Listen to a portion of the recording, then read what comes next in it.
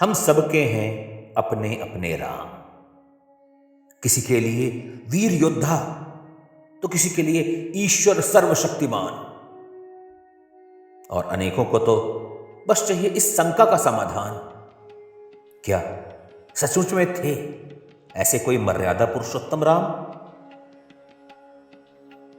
मेरे राम न है रक्त हिंसा के पिपासु कोई अस्त्र पुजारी, महान धनुर्धर हैं पर संधान करते तभी जब चूक जाए अन्य युक्ति सारी।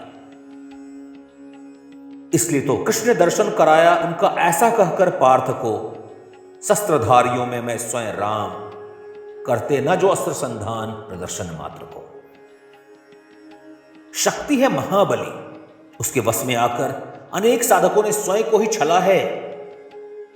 आशय की शुद्धि का अगर ना हो पूर्ण विचार, बल नहीं ये बला है। नहीं हर एक अधिकारी हो सकता शस्त्र धारण करने का। क्या कोई दुष्ट अविचारी भी अस्त्र उठा सोच सकता है राम बनने का? शस्त्र और दंभ दोनों की साथ में करना स्तुति है अति घातक। शस्त्र धारण करके भी जो रह सके इससे पृथक, वैसे राम सम वीर ही होते धनु उठाने के एकमात्र अधिकारी। अन्य जो अहंकार में से थामे करते स्वयं और समाज से मक्कारी। राम न थे सिर्फ वो अद्भुत वीर जिन्होंने था रावण को सहारा, असली वीरता तो थी जैसे उन्होंने दिया ध्वस्त हुए शत्रु पक्ष को सहारा। रावण को मारने के लिए न थी उन्हें आवश्यकता किसी विभीषण की, पदभ्रष्ट को दे सहारा उन्होंने की थी युक्ति संपूर्ण लंका के रक्षण की। लंका जिसने मुंह खोकर देखा था दृश्य देवी सीता की अवमानना का, खो चुका था हर नैतिक अधिकार सुरक्षा की कामना का। पर सामने कोई शक्ति में चूर विजेता का भाव न था, मेरे राम थे। वहां करुणा का कोई अभाव न था। न था करुणा का अभाव, न ही किसी विजेता का सा था भाव, और न लंका जय प्रांत आर्य संस्कृति स्थापित करने का ही था कोई प्रादुर्भाव। नष्ट किया था पाप अत्याचार को, नष्ट किया था पाप अत्याचार को। न थी बलात् स्वयं संस्कृति विस्तार की इच्छा, जय कर दे आए विजित भूखंड विभीषण को, जो करे उसकी मूल विधान से रक्षा। पर यह कहना गलत होगा कि इससे सनातन संस्कृति का विस्तार न हुआ। संसार के कोने कोने में मर्यादा पुरुषोत्तम के नाम का मंत्रोच्चार न हुआ। मेरे राम आर्य की सनातन संस्कृति का ही कर रहे थे विस्तार। खड़ग उठा बल से यदि करते तो खड़ग करता निज संस्कृति पर ही वार। सेना हो चुकी थी सागर पार, लंका नहीं बची थी लक्ष्य कोई अभेद विशेष, पर फिर भी भेज अंगद को लेकर अपना शांति संदेश। रखा मानवता को ऊपर जय यश और मान से, और कहां होते हैं ऐसे वीर मेरे राम से। 3 दिवस तक पथ मांगे रघुपति सिंधु किनारे, बैठे पढ़ते रहे अनुनय के छंद प्यारे प्यारे।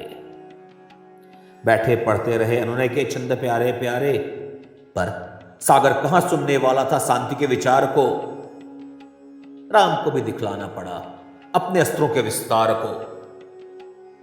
सागर देह धर आया बंधा मूढ़ बंधन में, समझ न सका शांति मंत्र, पराजित हुआ लज्जा ग्लानि भरा मन में। किसी को भले इसमें राम के ब्रह्मास्त्र की चमक दिख जाए, शांति में निरर्थकता और बल में प्रभुता की सीख मिल जाए। पर वो पराक्रम होता तो ब्रह्मास्त्र का होता, जय कहां आता राम के द्वारे। पुरुषार्थ कब से संबल पाने लगा किसी बाह्य शक्ति के सहारे। अस्त्रों के दम पर तो जय कोई क्लीव भी पा सकता है, पर भय से मुक्त हो एक पराजित सम्मान मेरे राम से ही पा सकता है। अस्त्र शस्त्र विजय का जोर दिखाते वो वीरू जिन्हें स्वयं को वीर सिद्ध करना होता है।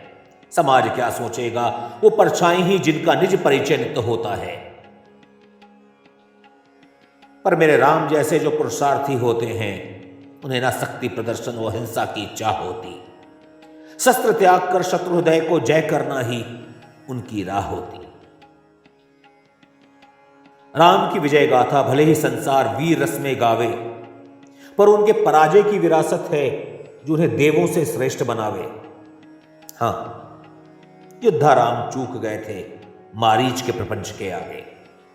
हां, योद्धा राम चूक गए थे मारीच के प्रपंच के आगे, जब रावण ने हरा उनकी प्रेसी को, छल से लिए उन्हें भागे। प्रिया वियोग में मन विचलित व्यथित था, पर करुणा में हृदय ने उन्हें अपने कर्तव्य धर्म में रखा स्थित था। जटायु की अंतिम चित्कार सुन दौड़े मेरे राम, जटायु की अंतिम चित्कार सुन दौड़े मेरे राम। करते गैर की सेवा पहले, पीछे छूटा सिया की खोज का काम। भले स्वयं वेदना सहे पल पल सिया की वियोग का, भले स्वयं वेदना सहे पल पल सिया की वियोग का, पर समाधान पहले ढूंढने सुग्रीव के दुख भोग का। और क्या होता धर्म का अद्भुत कृत्य ऐसा, और क्या होता धर्म का अद्भुत कृत्य ऐसा, कि पाते सेवक शंकर सुवन एकादश रुद्र जैसा। पर नहीं सिर्फ मर्यादा पालन ही संबल उनका, जहां तजा मर्यादा वहां लिखा नया संहिता धर्म का। नाक कटा सूर्पनखा का और संहार हुआ ताड़का का, पाप और दंड के विधान में होता न स्थान जाति वर्ण और लिंग का। बाली वध पर भी कई अनेक प्रश्न उठाएंगे, कदाचित उनके कृत्य को अधर्म संबत लाएंगे। दंड और युद्ध का अंतर जो न समझ पाएगा, क्या वो भी मेरे राम को पहचान जाएगा? राम पर यूं तो लगे अनेक आरोप, सबसे अबूझ पहेली है पर उनका सिया पर प्रकोप। गैर के कहे में आकर सिया को दिया वन गमन का आदेश, दंड था या था करुणा, समझ ना आया किसी को उनका उद्देश्य। राम को समझने के लिए पहले धर्म से साक्षात्कार करना होगा। राम को समझने के लिए पहले धर्म से साक्षात्कार करना होगा। विश्वपाई शिव वंशजों के शक्ति के उत्तराधिकार को समझना होगा। तर्क स्वार्थ के परे जहां कर्तव्य के साम्राज्य स्थित हैं, उस धर्म क्षेत्र के सिंहासन पर ही मेरे श्री राम स्थित हैं। रावण कुंभकर्ण का पुतला जलाना ही नहीं मेरे राम का सम्मान मात्र है। उनके कर्तव्य पथ को समझ उधर पग बढ़ाना ही पर्याप्त मात्र है। राम सहारक थे नहीं मात्र पाप अनाचार के, वो धारक थे अहिल्या सबरी जैसे पद दलित प्राण के। राम नहीं है शक्ति और विजय के प्रतीक मात्र, संयम धैर्य और धर्मधारी हैं। अहिंसा करुणा प्रेरणा के सनातन धर्म के प्रतीक अति भारी हैं। तज सकते हैं राज निज पिता परिणीता को, तज सकते नहीं कभी भी धर्म की संहिता को। देनो यदि राम नाम को विस्तार, पहले समझो उनके परिकल्पना को। नहीं है वो दंभ के प्रतिनिधि, या हो सकते व्यर्थ हिंसा की प्रेरणा वो। धर्म ध्वज फैलेगा नहीं शत्रु को बल से जय करने से, न अपना धर्म विस्तार ही पाएगा अपनी ही संस्कृति को तजने से। शत्रु की नीति को अपना यदि विनष्ट भी हम उसे कर जाएं, उसकी संस्कृति ही जीवित रहेगी। हम यदि उसके ही मार्ग को अपनाएं, उसकी ही संस्कृति जीवित रहेगी यदि हम उसके ही मार्ग को अपनाएं। अपने धर्म को अपने हाथों से मिटा यदि हम उसका उत्सव फिर मनाएंगे, हमारी भावी पीढ़ी हमारे धर्म के मूल सिद्धांतों से वंचित रह जाएंगे। धर्म का होगा क्षय, प्रपंच फिर से अपना जाल फैलाएगा। धर्म का होगा क्षय, प्रपंच फिर से अपना जाल फैलाएगा। संकृत हृदय फिर से राम को परिकल्पना मात्र सिद्ध करने में लग जाएगा। फिर अनेकों और उनके साथ मिल जाएंगे।